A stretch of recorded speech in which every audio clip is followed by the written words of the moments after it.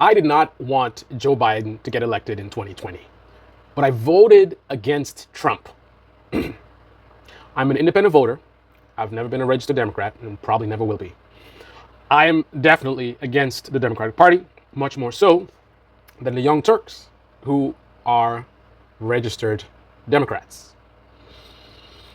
That being said, I want to debunk, again, CENK's reasoning in terms of he's going around making all these videos saying that we need to get rid of Biden, blah, blah, blah. They're definitely going to lose if Biden continues. I believe that Biden can definitely win because the race is very close and Trump is that bad. However, I'm leaning towards Joe Biden losing. Things are not looking good at all. It's hard for me to imagine a future where Joe Biden actually wins. However, I do acknowledge and recognize that he can win, and I understand the reasons why. I would like if we had another candidate. I would rather we swap out Joe Biden. However, I don't believe that we should just keep Joe Biden or just get rid of Joe Biden. I think we should do whatever gives the highest chance of winning. So, currently, all the alternatives, no one's made a strong case for why they will be better. There's no data that suggests that the alternatives would be better. So, unless someone can identify a superior strategy to keeping Joe Biden, I think Joe Biden is the way to go, right? And I'm going to illustrate how I come to that conclusion and the flaw in CENK's reasoning, supposedly, because we don't know how honest he's being. I mean, he is in American media, which is a very toxic business and very dishonest. He is trying to run a business. I'm not. I don't make money doing this. And my content will never be popular. My channel will always be smaller. So me going against CENK doesn't help me. There isn't a large audience for that. So let's get into the logic problem. So imagine that, because even one of my own subscribers commented and didn't seem to understand some of the points that I was making. So I'm going to give this analogy. So imagine that we have a street race planned and I'm going to race. So the race is going to happen in early November. So it's not that cold yet, but it's getting kind of cold. And I'm running summer tires and people are telling me I'm going to lose. I'm definitely going to lose. That's CENK. You're definitely going to lose. How are you going to win a race when it's so cold and you got these summer tires, right? They're high performance summer tires. They're top quality summer tires, really expensive tires, but they're not designed for these kinds of conditions. And based on that, CENK is saying I'm going to lose. Now my car is very fast and I'm a pretty good driver. So with that combined with the fact that even though my tires are not ideal, they do decent and the car has decent handling. So I can definitely win. It's risky for me to race with summer tires because it's so cold. That's a big disadvantage where I could lose because of just that. But I can absolutely win, right? As the race, it's not like the other person is going to blow me out of the water because they have better tires. They're going to have to fight for it. If they make a mistake, I can get them. And otherwise, I can just drive good enough and my car have enough performance where even with those tires, I can win. But I wouldn't bet too much money on me. But CENK is making an argument that, this is a bad idea. You should definitely change the tires. This is foolish. You're definitely going to lose. There's a 0% chance that you're going to win because you're running summer tires and it's too cold to be running summer tires. And he's saying things like any other tire would be better than the tire that you have right now.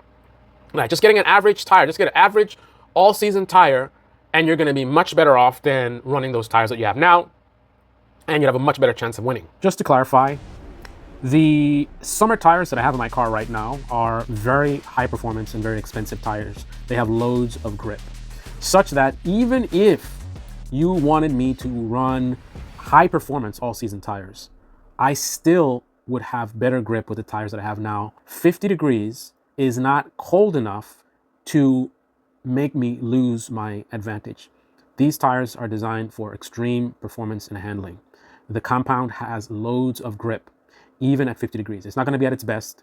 I'm definitely going to have a limitation, but even high performance all season tires are not going to be able to surpass what I have currently. Now, if the temperatures get into the 40s and 30s, that's another story. But in the 50s, the logic of any all-season tire would do better does not fly.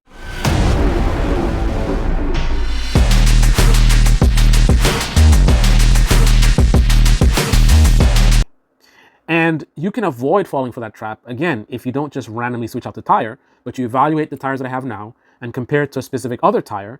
And if you did that, you would see that the tires I have right now are actually the better tires. Changing the tire without first identifying a superior tire for the specific condition and task is foolish. Now, here's the problem with that logic. Maybe CENK throws around a bunch of random all-season tires, right? And he's not specifically mentioning the specific tire that I should use, right? He's not saying that, you should be running this specific tire, this brand tire, this model. He's just saying that any other tire would be better. Any all-season tire is going to do better than the tires that you're running right now, right? And he might mention a couple of names of some tires. But when he mentions these names, it's just kind of pulling it out of his ass. Like he hasn't actually evaluated those tires in terms of how those tires perform and then making a comparison to the tires that I have. So he hasn't established that the tires he's mentioning are actually better than the tires I have on for the type of race and the conditions and the temperature. He's just going on the assumption that, I'm definitely going to lose with the tires that I have. And again, any all-season tire would do better than. But here's the reality. And many people could easily be convinced by this argument. And he could sit there and say, the Goodyear all seasons would be much better than the tires you have right now, right? At least you have a good chance to win. But the reality could very well be, because of this blind spot in terms of the reasoning he's using, right? A lot of people could easily be convinced by his argument, and supporting, like, yeah, you should get that tire that CENK's talking about. But here is a very potential reality that could come up because of the fact that he's not really vetting. Like, he's not actually looking at what are the odds based on the path that you're on, and then what are the odds based on this specific alternate path or this specific alternate path. He just has a general philosophy of any alternative has got to be better than this. You can't get worse than what you're doing right now, which is a lie. You can actually, Democrats could do better. It could do worse. I could do worse than running these summer tires in cooler condition. Like, it's not the worst type of scenario. It's foolish. It's not advisable. But there's definitely tires that are worse. And in this specific example, the specific all-season tire that CENK mentions, which a lot of people could be convinced by his argument and say, yeah, he's right. The tire that he's mentioning could actually put me at a disadvantage compared to the tires I have right now. Because in spite of the fact that you would feel or assume that any generic all-season tire would be better, the reality is I'm running super expensive tires, and even though they're summer tires, it's not cold enough that the tires are completely useless. And in fact, the tires perform so well that even in the colder temperatures, I still have the capability to actually win. As opposed to the all-season tires that he specifically mentioned, the specific tire he's mentioning. If you actually look at the specifications of the tire, and you actually look at the reviews, you'll realize that those particular tires, number one, are not good on my particular car. Number two, even though in theory they have more grip because they're all-season tires, it's a low-quality all-season tire. So even in a realm where it should have an advantage, it still can't compete with my tires because my tires are such at a higher level that even in the colder temperatures, it's still better than that specific tire. Now, there actually are all-season tires that would absolutely be better than the tires that I have right now, but CENK has not identified that. He's not said that this is a tire that you should get based on the reviews, based on the temperature range and how it handles. He looked at the reviews and the G-forces on those tires at this temperature are much higher than my tires, G-forces at a similar temperature. Yeah, he hasn't done the analysis in terms of, instead of just loosely assuming that an all-season tire is obviously going to be better, he hasn't done the analysis of like, okay, here's an all-season tire, but would it actually be better? So let's compare the performance of the tire that he wants to run with, and let's compare it to this one, and let's actually confirm whether this would be an actual better tire or not. And if we find that it's not, then let's keep hunting until we find a specific tire, all-season tire, that actually would be better. And when you find one, then you don't just say any other tire. You say, no, you should be running these tires. And this is why. Not because I feel it's better or it's obvious, it's common sense. No, these tires, look at the G-forces and look at the temperature range and look at what it can do. Here's a video of a guy running really, really quick lap times on this tire in similar temperature conditions as to what you have right now. And then let's look at a performance test of the tires you're running right now in similar temperatures and look how it's sliding all over the place and whatever. So I've demonstrated that clearly this specific all-season tire has more grip and is better for these conditions. I'm not just making an assumption. CENK has failed to do this. He has failed to identify a specific candidate that he can demonstrate would be better, and he has data to back it up. He's not able to name a name, and also the fact that he hasn't done that. Think about it. Like, he will say, this could be our last election, blah, blah, blah. So the stakes are that high, and he has a big platform like this, and he knows we don't have any time. We're a few months away from the election.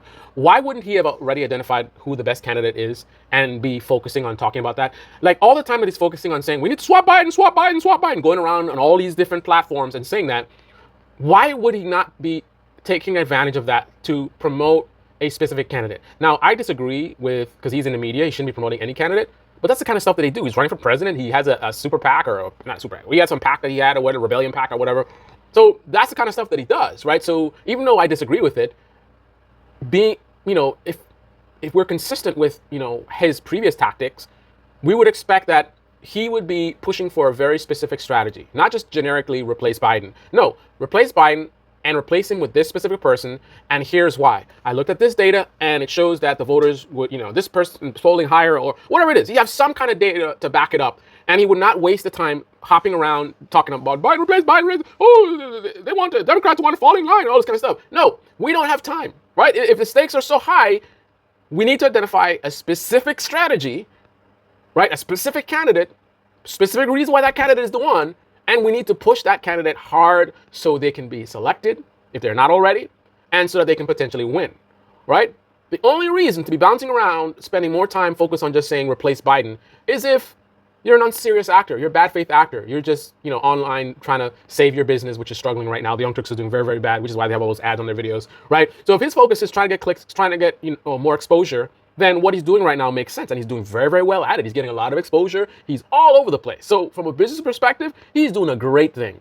But from a political perspective, right, what he's doing is suicidal.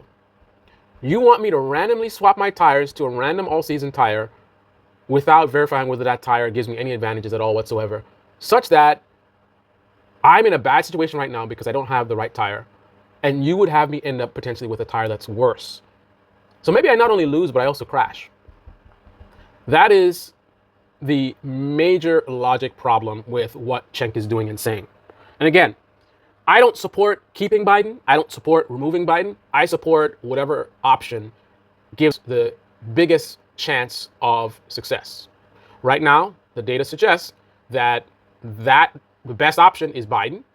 And if not Biden, it's Kamala Harris. That's what the data suggests.